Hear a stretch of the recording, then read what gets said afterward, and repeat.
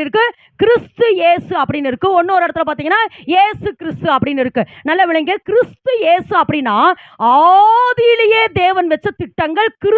கிறிஸ்துவுக்குள் என்னை தெரிந்து கொண்டார். ஆதீனத்தினுடைய, அதாவது என்னுடைய கரு உண்டாகுவதற்கு முன்னமே கர்த்தர் என்னை குறித்து வைத்திருக்கிற திட்டம் தான் கிறிஸ்து இயேசுவுக்குள் ஆதீனத்தில் இருந்த திட்டம். இயேசு கிறிஸ்து என்றால் சிலுவைக்கு பின்னாடி வந்தது. அப்ப இந்த இடத்துல பவுல் என்ன சொல்றாரு? கிறிஸ்து இயேசுவுக்குள் எதற்காக நான் பிடிக்கப்பட்டேனோ, என்னவாமா? எதற்காக பிடிக்க, நல்ல சத்தமா சொல்லுங்க. எதற்காக கிறிஸ்து இயேசுவுக்குள்ள நான் எதற்காக பிடிக்கப்பட்டேனோ அதை நான் பிடித்து கொள்ளும்படி ஆசையாய் நான் தொடருகிறேன். நல்ல போராட்டம் என்ன தெரியுமா?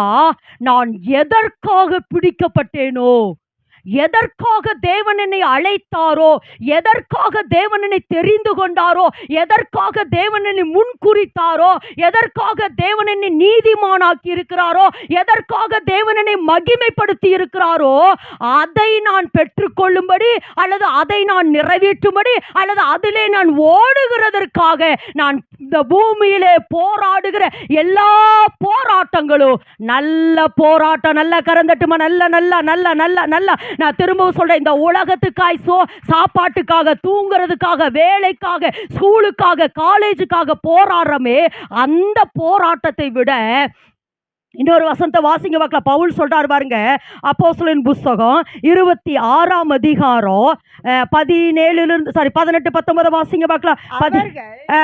அவர்கள் மேல இருந்து வாசிங்க. மேல உன் சுய ஜனத்தாரிடத்தினின்றும் அந்நிய ஜனத்தாரிடத்தின்றும் உன்னை விடுதலையாக்கி அவர்கள் என்னை பற்றும் விசுவாசத்தினாலே பாவ மன்னிப்பையும் பரிசுத்தமாக்கப்பட்டவர்களுக்குரிய சுதந்திரத்தையும் பெற்றுக்கொள்ளும்படியாக அவர்கள் இருளை விட்டு ஒளியின் இடத்திற்கும் சாத்தானுடைய அதிகாரத்திலிருந்து தேவனிடத்திற்கு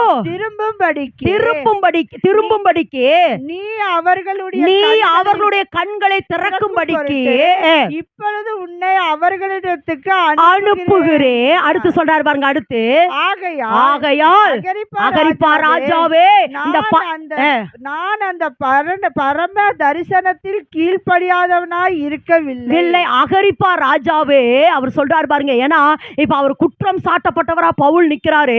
அப்படியே நீங்க இதுக்கு மேல எல்லாம் நீங்க வாசிங்கன்னா பவுல் தன்னுடைய காரியங்கள் எல்லாம் சொல்லிட்டே வந்து, அதாவது பேதுருவை தேவன் இஸ்ரவேல் ஜனங்களுக்காக தெரிந்தெடுத்தார், பவுலை தேவன் புறஜாதி ஜனங்களுக்காக தெரிந்தெடுத்தார். புறஜாதி ஜனங்களை என்ன செய்ய, அதாவது பவுலுக்கு மேலாய் வைத்த தேவ திட்டம் என்னன்னா, புறஜாதி ஜனங்களை இருளிலிருந்து வெளிச்சத்திற்கும், அடுத்து என்னன்னா சாத்தானின் அதிகாரத்திலிருந்து தேவனிடத்திற்கும் பரம ராஜ்யத்துக்குரியவர்களை அவர்களை மாற்றும்படி, அவர்களுடைய கண்களை திறக்கும்படிக்கு தேவனை தெரிந்து கொண்டாரே.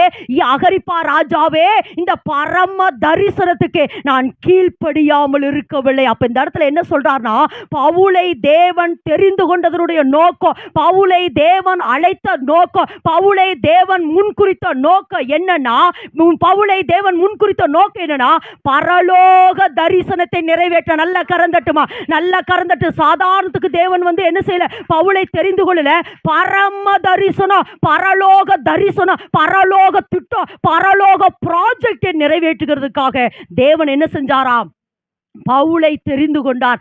அதுக்குத்தான் பவுல் சொல்றாரு, நான் என்ன செஞ்சேனா, நான் எதற்காக பிடித்து கொள்ளப்பட்டேனோ. ஆமேன் என்று சொல்லாம பவுல் என்ன சொல்றாரு?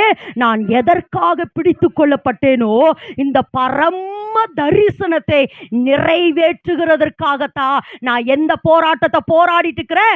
நல்ல போராட்டம்.